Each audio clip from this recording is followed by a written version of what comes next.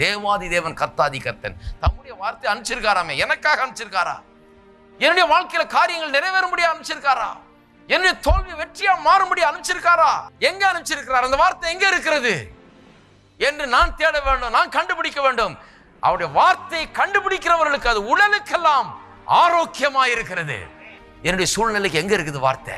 என்னுடைய சூழ்நிலையை அட்ரஸ் பண்ற மாதிரி வார்த்தை எங்க இருக்கிறது? தேடி கண்டுபிடிங்கள், அதை வாயில வையுங்கள், நன்மையால் அந்த வாயை நிரப்புங்கள். அந்த நன்மை தான் உங்களுக்கு உண்டாக போகிறது.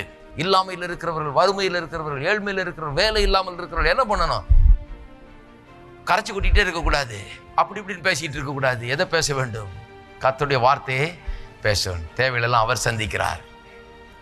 என் தேவன் உத்தமம், உண்மை உள்ளவர், அவர் சொன்னதை நிறைவேற்றுகிற தேவன், அவர் நல்லவர், எனக்கு குறைவே இல்லை. கர்த்தரின் மெய்ப்பராக இருக்கிறவர், நான் தாழ்ச்சி அடைய. சிங்கக்குட்டிகள் கூட தாழ்ச்சி அடைந்து பட்டினி கிடக்கும்.